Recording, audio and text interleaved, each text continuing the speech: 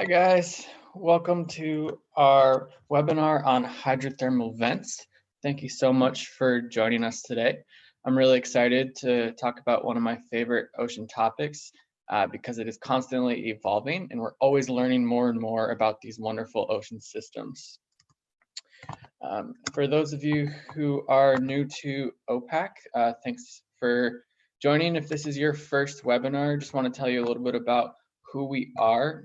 We call ourselves Ocean Protection Advocacy Kids, or OPAC for short. We teach marine science, art, and advocacy workshops, pretty much just in Massachusetts, but we do travel around New England. And we're really excited to be able to bring these classroom workshops to the internet via Zoom and YouTube. And we hope that you'll tune in over the next few weeks as we continue to offer these webinars. So today we're going to look at plate tectonics a little bit. We're going to define what a hydrothermal vent is. We're going to see how these vents are created. We're going to learn a little bit about the communities that actually live on them. We're going to discover some of the funny names that people have named hydrothermal vents, a little bit about how the research is done, and then we're going to have an opportunity for everyone to make their own hydrothermal vent art at your own home, and then we're going to have a Q&A at the end. So if you have any questions, you can throw them in the chat function. Please only use that for ocean-related questions and comments, and if you can save them to the end, that would be best. If for some reason you have to leave the webinar, you're more than welcome to shoot us an email or a Facebook message to ask your question later on. And we will have follow-up resources on our website in a few hours. There will be videos and articles for you to read, as well as information about our art project. So to start talking about hydrothermal vents, we need to learn a little bit about plate tectonics, or the fact that our planet is always moving.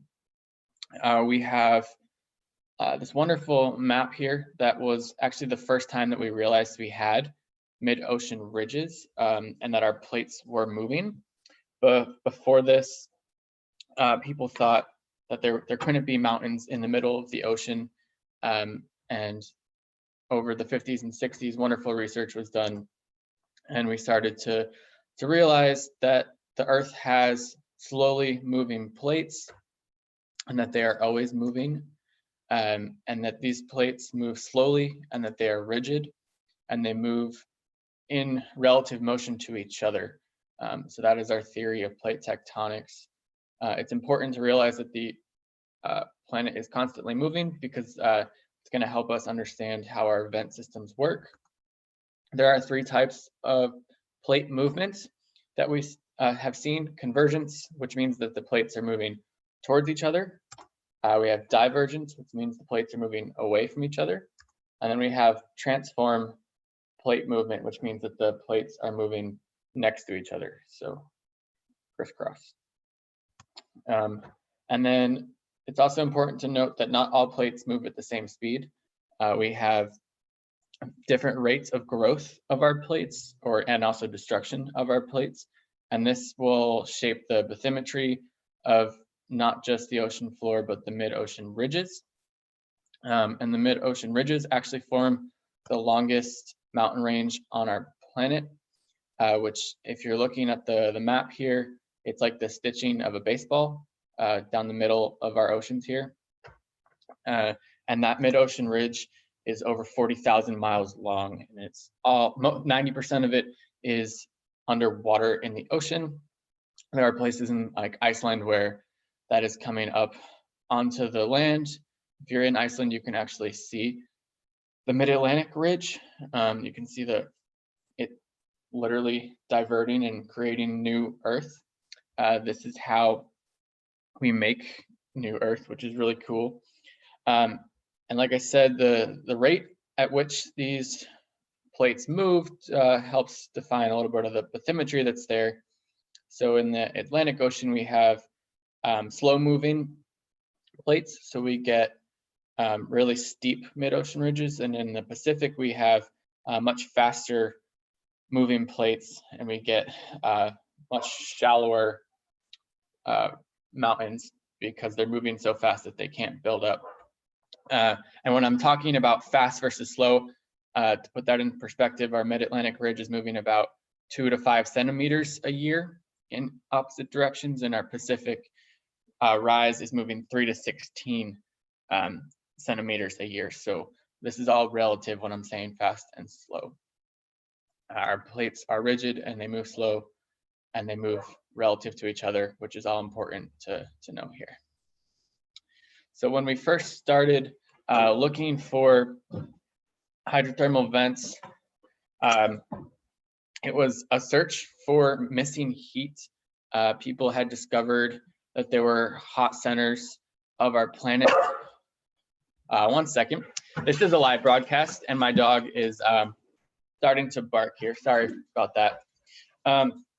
So we had this search for heat, and there was a great team of scientists, including Robert Ballard, who was one of the more famous scientists on the trip, that were going out. It was a group of geologists, geochemists, and geophysicists, and they were looking for these spots in the deep ocean that were warmer.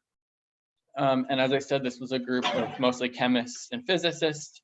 This is Robert Ballard here on the left, and they were on an expedition through the Galapagos with the submersible Alvin and Angus, and believe this was in 1977 when they found the first hydrothermal vent on this trip. This is a picture of the Alvin on the right, but the Angus was a different type of submersible that was just a deep-towed camera system, which was actually found the hydrothermal vent first. So it was being towed behind one of the research vessels, taking pictures and sensing the temperature. I think it was down to the 1,000th decimal point of change. And when they were dragging this down, they saw the anomaly in temperature, so the temperature got warmer, and they were able to bring that back up on the boat and see that for about 15 to 20 of the pictures that were taken out of the 3,000, that there was life at the bottom of the ocean. And this really surprised this whole team that was just out there to look at chemistry and geology, and they didn't have a biologist on the leading group of top-notch scientists. So then they actually brought the Alvin down, and that's when we got our first hydrothermal vent field tested, and that was called Clambake 1 because they found these giant foot-long clams down at the Galapagos Rift. And since then, we have found well over 700 vent sites on our planet. And I am going to put a link for you to the story about this expedition because it's just a really cool moment in our science history and oceanographic history that we were able to find life at the bottom of the ocean where there is no light. And it really changed how we think about not just ocean sciences, but all sciences.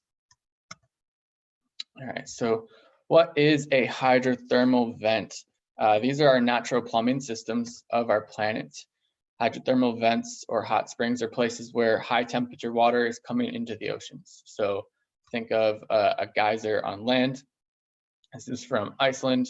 So it is still in our mid-ocean ridge system, but this is where really hot water is coming into the ocean. And this is a great transport of heat and chemicals from the interior of our planet. And it does put quite a lot of rich mineral and metal substances on the bottom of our ocean floor.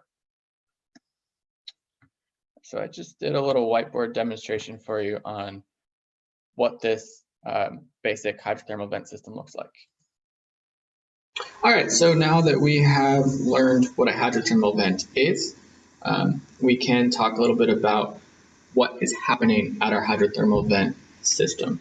So to start, we have our mid-ocean ridge, so our underwater mountain, and this underwater mountain typically is a divergent plate, or has divergent plates, so the Earth is being created at these places, and these plates are moving away from each other at about 1 inch per year. So this is a slow moving system, but as these plates move away from each other, they start to cool down, they get colder.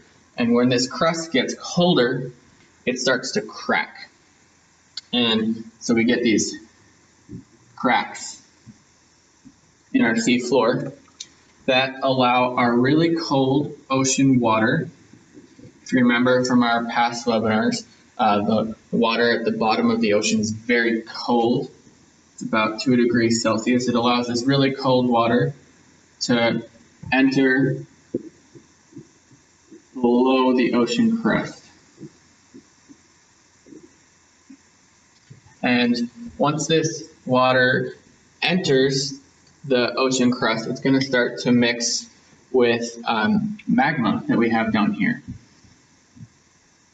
And this magma is really, really hot, about 1200 degrees Celsius. So it is molten rock, really, really hot, and it's full of elements like iron and copper.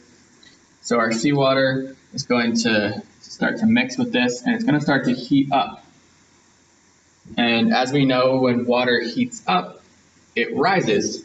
So this hot, hot water is then going to spew out from those diverging plates, and it's going to create a plume of really hot water.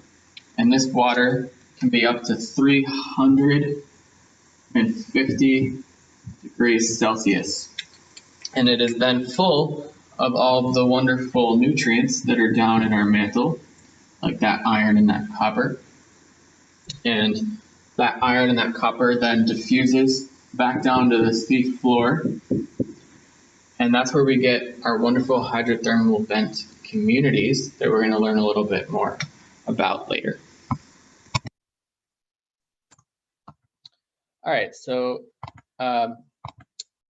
this is just a little bit of a recap on what I had in the video, but in essence, we have our diverging plates of our ocean crust that when they are moving away from each other are cooling down. When the plates cool down, they contract, they crack. Seawater is able to spill into the ocean crust, which then that water mixes with our mantle and that really hot magma. Water heats up to extremely hot temperatures, can actually get closer to 500 degrees I've seen reports on, and that water, as water heats up, it rises, it spews out, and it cools down really fast at the seawater around it, which is 2 degrees Celsius.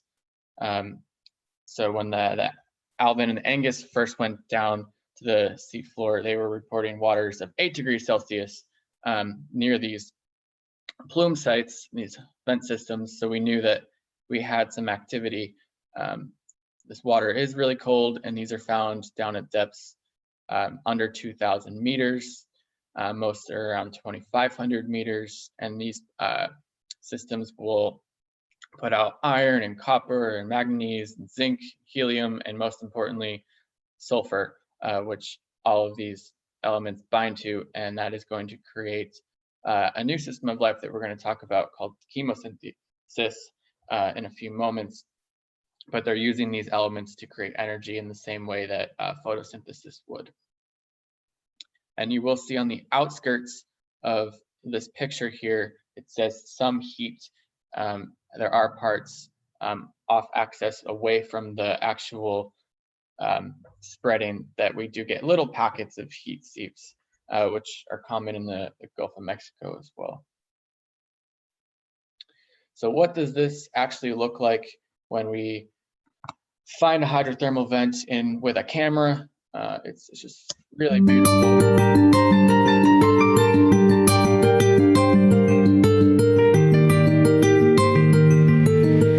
So right now we are at a depth of 3,275 meters, looking at an incredible black smoker hydrothermal vent chimney. That black fluid coming out there is likely between 300 and 400 degrees centigrade. ecosystems are literally islands or oases amongst what is, I mean, it's really cliche, and the deep sea is definitely not a desert, but relatively islands of abundant fauna, islands of life in what is a usually desert-like deep sea floor. Oh, this is so cool. What? About 27 meters high, 30 meters high.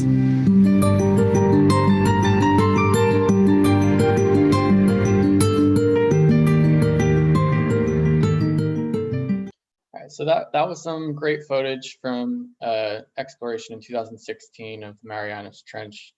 Again, that was about 3,200 meters down, and it was a black smoker.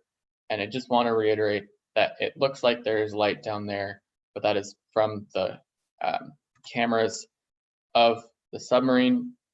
So if you really wanted to go see the deep ocean, you'd have to get yourself a submarine. So that the pressure down there and the cold wouldn't get to you. But you can't forget to bring a flashlight, because under 1,000 meters below our sea surface, there is no light in our ocean from the sun. There are bioluminescent creatures, but the things near the vents, it is basically pitch dark. The only thing that would have light are bioluminescence. So how do you survive in complete darkness? There's a wonderful group out of the University of Rhode Island that does research on the Nautilus, and they've put together some really great videos, and I'm going to share just a quick minute clip about what chemosynthesis is, because I think they do a great job with it.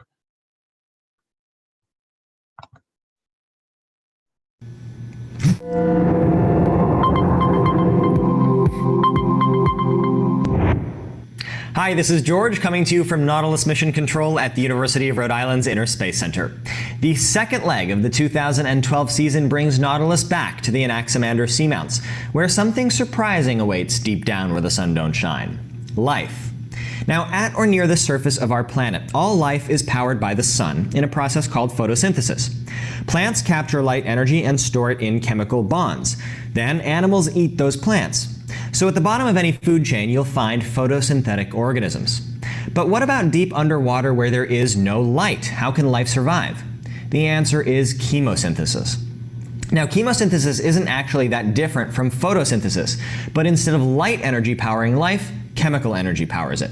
Methane and sulfides that bubble up through the Earth's crust are used by chemosynthetic bacteria.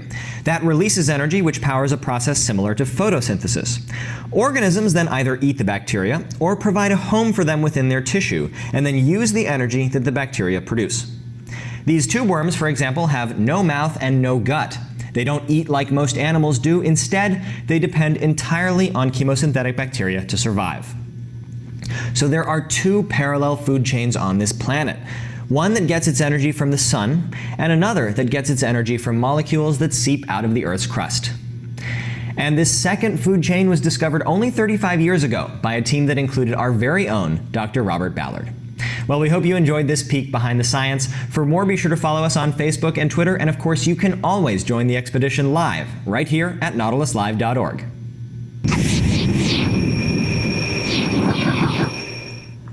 I'm going to actually have another video for you from the Nautilus trip in our resources of a whale fall, which has been really cool to see. There are two different types of hydrothermal vents that we see. There are the black smokers that we saw in the first video. These are chimney deposits of iron sulfide. That's where we're getting the black color from. And these are really hot, around 350 to 400 degrees Celsius. Here's a wonderful picture of that plume there.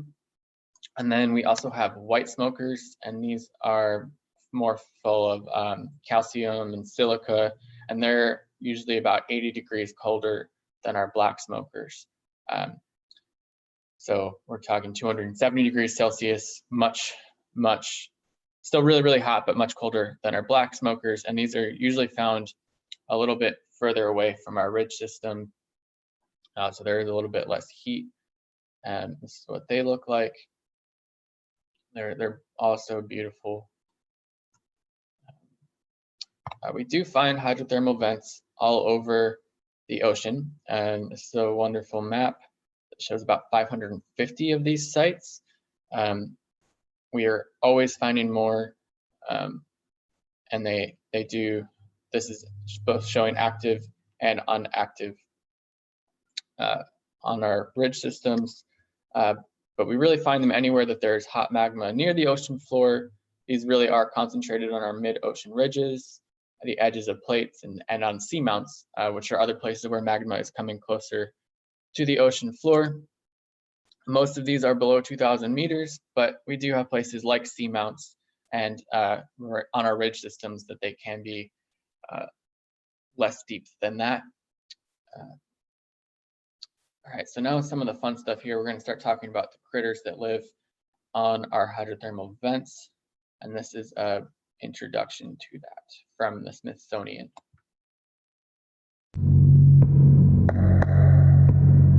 Imagine a world of perpetual night, a world where life thrives without sunlight, a world hidden deep beneath the surface of the sea. 1977, the Galapagos Rift off the coast of South America. A chain of volcanoes along the sea floor intrigues geologists. A team sets off in a submarine to look for underwater hot springs called hydrothermal vents. They are completely unprepared for what they will see when they turn on the lights. Dozens of creatures totally new to science. An entire ecosystem completely unknown before. Looking for vents, they had stumbled upon life. Lots of it. Since 1977, dozens of vent sites around the world have been discovered, and hundreds of new species. Huge red-tipped tube worms, white crabs, ghostly fish, plume worms, dandelion siphonophores, amphipods, squat lobsters, strange shrimp with eyes on their backs, even a new octopus. Hydrothermal vents are oases of life in the deep sea, yet they are some of the most extreme environments on Earth. Hydrothermal vents are created when cold water seeps through cracks in the ocean crust and hits hot magma. Superheated water then rises up and bursts through the ocean floor.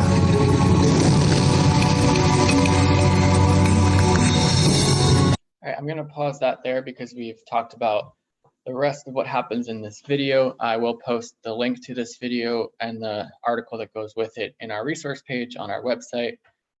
But again, our hydrothermal vents are very harsh communities, and when we first went down to search for them, we didn't expect to find life. The water at the vents is hot enough to melt lead. So how do these animals survive there? It's really the microbes that are keeping this community alive through chemosynthesis. The animals are awesome, but without these microbes, we wouldn't have any energy because there is no sunlight. And these energies coming from single cell bacteria and organisms called archaea that have a symbiotic relationship with a lot of the species we find at the vent, but are also found throughout.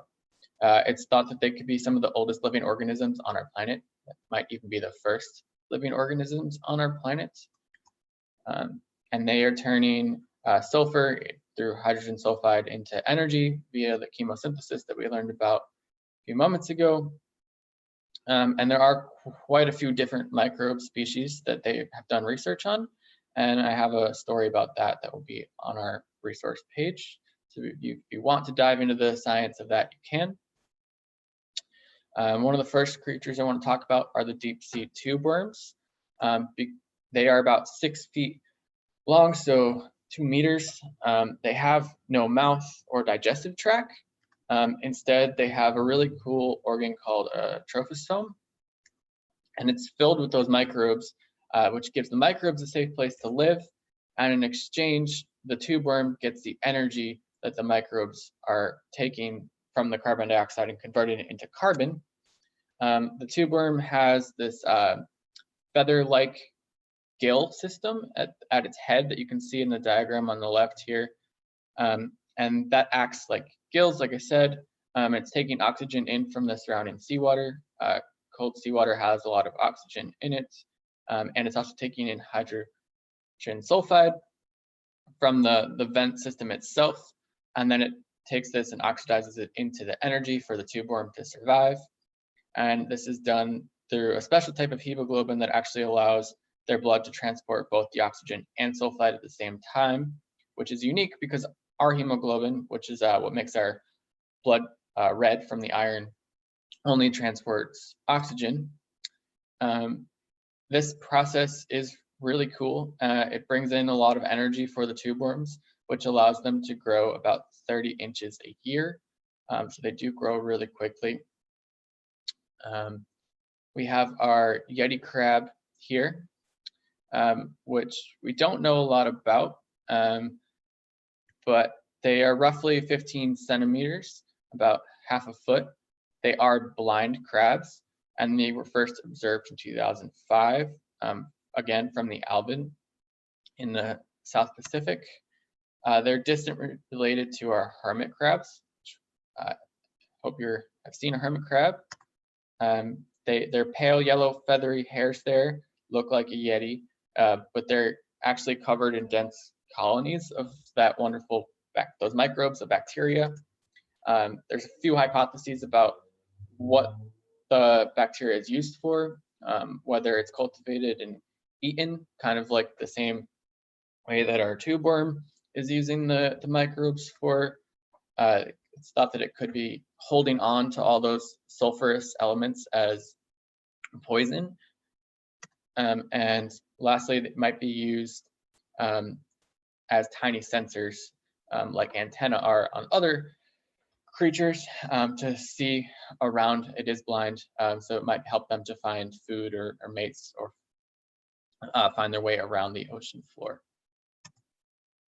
And these aren't the only crabs we find at the vents. They're just ones that I wanted to highlight because of their unique appearance.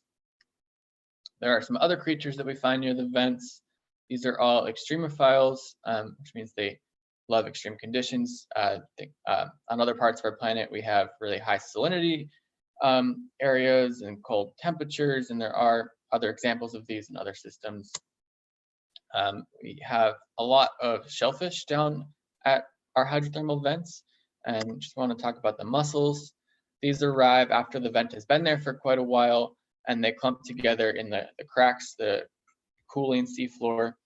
And like the tube worms, they have a symbiotic relationship with those microbes that live in their gills, and this helps them produce energy. But they can still filter food from the water, like our mussels do in our coastal systems. And this will help the mussels survive after the vent closes up or clogs. They look like this. They are quite large.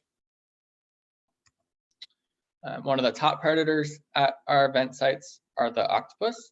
We saw one in the video. There's, I think, 4 species that they found now in these vent communities. They are top predators, so they're eating everything else: the crabs, the clams, the mussels. And they're about 1 meter long, and their head is about the size of an orange. This is another example of one of them. And in the whale fall video that I'm going to link on our resources page, there are quite a few of these octopus.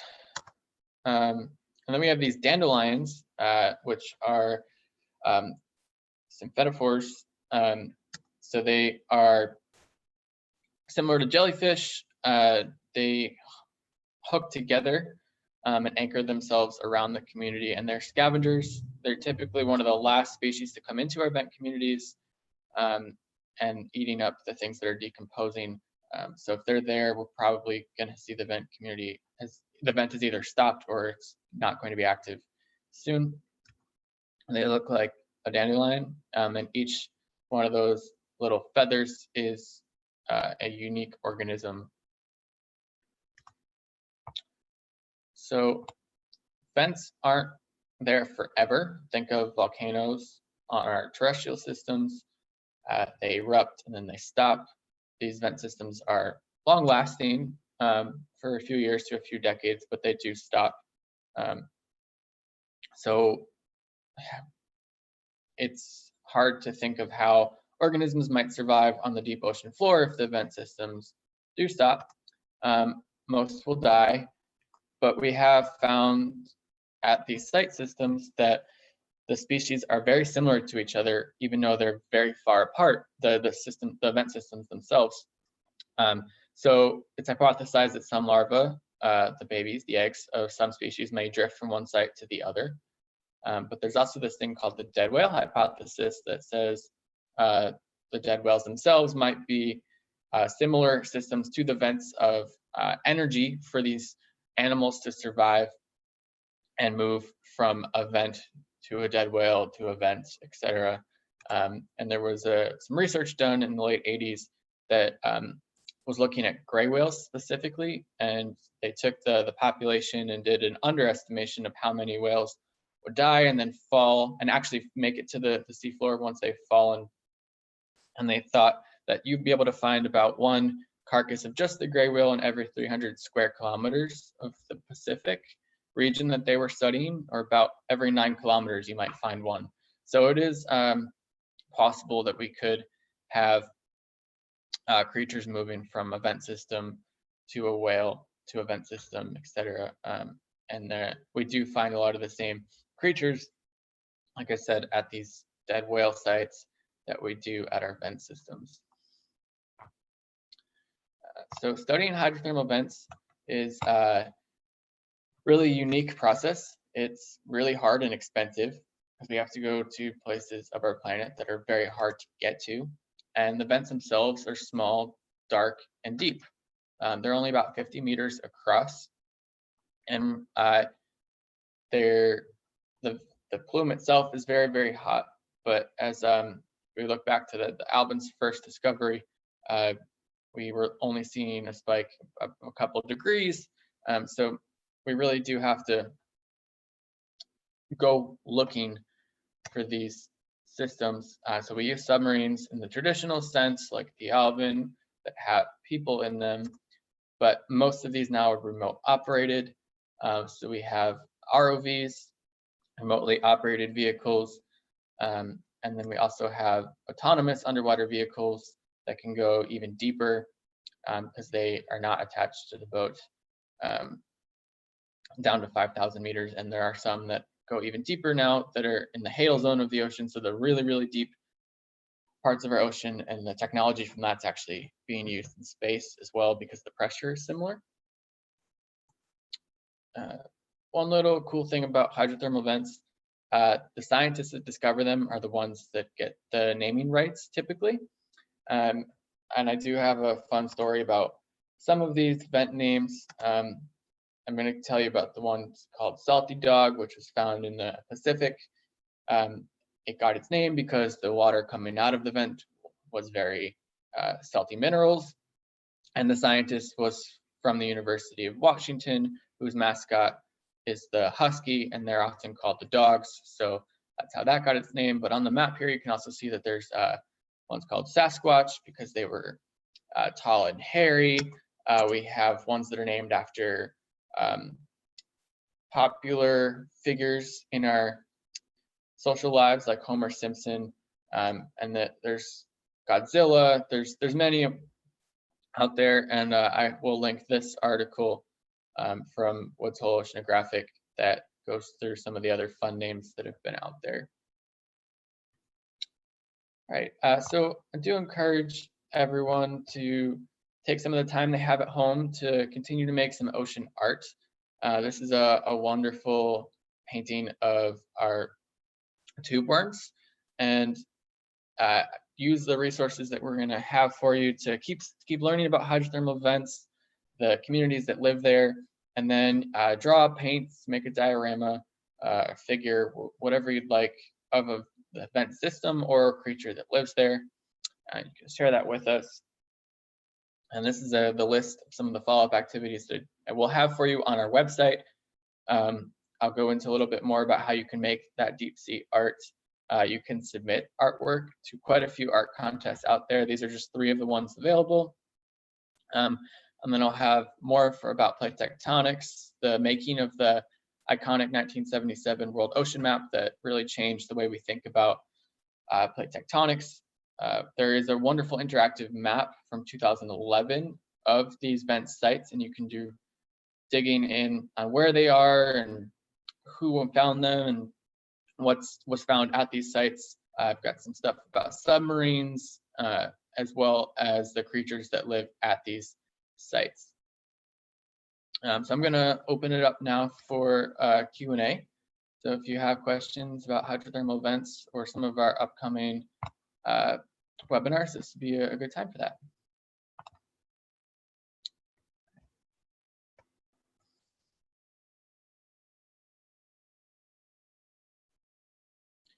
Just saw a question from a little while ago, which is a good question. Copper and iron aren't really nutrients, right?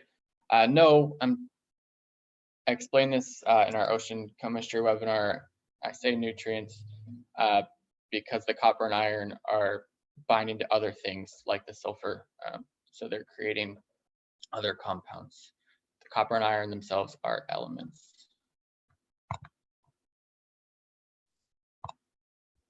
What animals have and or use bioluminescence? Great question. Up on our surface, one of the coolest things are some of our plankton, the dinoflagellates. They have a lot of bioluminescence, and then down in our ocean, it's usually our jellies and jellyfish species that have bioluminescence, but there are also other fish down there. We should probably just do a whole webinar on bioluminescence. They're really cool. What is the fastest plate movement? The fastest plate movement is probably the Eastern Pacific rise, and I think that can go up to about 16 centimeters a year. So really fast. If you want to think about plate movement, think about your fingernail growth. It's about the same rate as that. How tall is the average height of a hydrothermal vent? So the 2 answers to that, one, the plume varies quite a bit. So the actual smoke, like their black smoker, the video we saw, that one was up to 30 meters. So it's quite high. The second part of that answer depends on where the vent is found. So if it's on a fast moving ridge or on a slow moving ridge, if it's on a seamount or etc. So depending on what the actual site of the vent is, will depend on how far up in the water column it is. How long can Yeti crabs live? I didn't put that on the slide itself because I saw some different answers, but from what I've seen, it's 10 to 20 years. But again, we only first discovered them in 2005. So we don't know a lot about them. I think there's only one that's been taken off the seafloor, but I could be wrong on that. I know there's one sample in France. Do we know everything about these animals? No, we do not. How do these animals survive under the high pressure? They, like many of the other deep sea creatures around, all have adapted to these systems, whether it's having different type of gut or different visual systems. But often if we bring these creatures up from those pressure systems, they can't survive.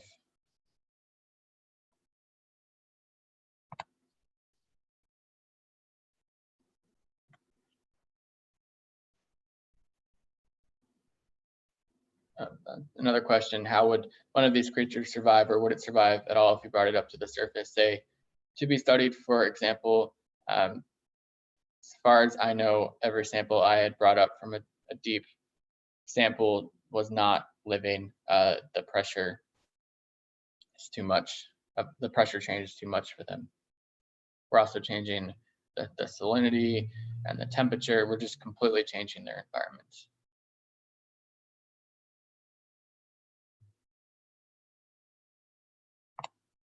Some of these creatures do have Bioluminescence, yes.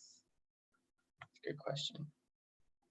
Have you been to a hydrothermal vent? No, I have not been to a hydrothermal vent. An ocean hydrothermal vent. I have been to Iceland, and I have seen the spreading of the mid-ocean ridge, which was really cool. So that's a place that you can see the hot springs or the geysers on land.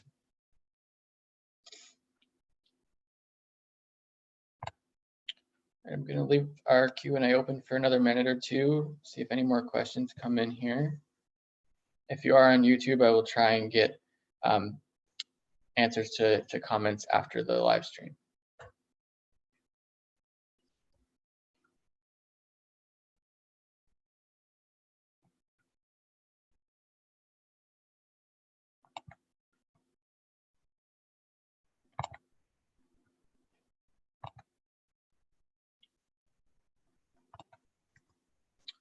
All right, so thank you so much for joining us today. This was, I think, our 7th webinar now. They've been a really great learning experience for us and hopefully everyone that's joining. We do have another one on Thursday. We're going to start a new series of our webinars about marine megafauna, so the big creatures on our ocean communities. Thursday is going to be about pinnipeds, so our seals, sea lions, and walruses. We're really excited to start talking about those. These are some of our ocean heroes here on the screen, and we want to thank everyone that has supported us through donations online to keep us going and being able to offer these free webinars. And we do plan to have more distant learning opportunities for as long as school is being done virtually. If you have any follow-up questions, you can send us an email. You can learn more about us on our website. And do encourage you to like us on our Facebook page because that is where we put up all of our updates.